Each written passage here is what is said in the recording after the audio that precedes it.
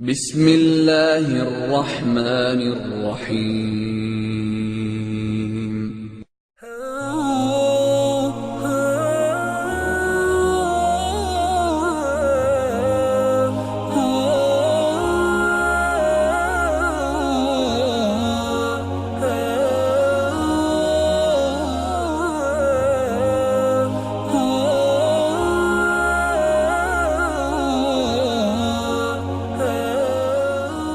Oh, Christ worshippers, we want an answer to our question from your wise. If the Lord was murdered by some people's act, what sort of God is this? We wonder, was he pleased by what they did to him? If yes, blessed be they achieved the pleasure of his. But if he was discontented, this means their power subjugated his. Was the whole entity left without an all-hearful sustainer? So, who answered the prayers? Were the heavens and the skies vacated when he laid under the ground and the sand over him in the grave? Were all the worlds left without a God to manage while his hands were nailed? Why did not the angels help him when they heard him while he wailed?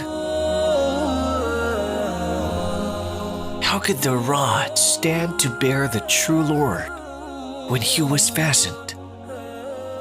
How could the iron reach him and be stuck to him and hurt him? How could his enemies' hands reach him and slap his rear? And was Christ revived by himself? Or the reviver was another God? What a wonder it is! A grave that enclosed a God. What's more weird is the belly that had him in it. He stayed there for 9 months in utter darkness, fed by blood. Then he got out of the womb as a small baby, weak and gaping to be breastfed.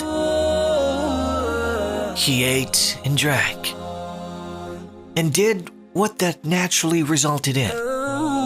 Is this a God?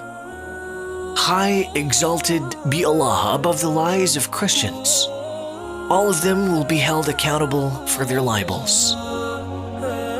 O cross worshippers, for what reason is it exalted and blamed who rejects it? Is it not the logic to break and burn it along with the one who innovated it? Since the Lord was crucified on it, and his hands were fastened to it, that is really a cursed cross to carry. So to step on it with your foot, don't kiss it when you see it. The Lord was abused on it, and you adore it, so you are one of his enemies. If you extol it because it carried the Lord of the worlds, why don't you prostrate yourself and worship graves? Since the grave contained your God in it. So, Christ worshipper, wake up. This is his start, and this is his end.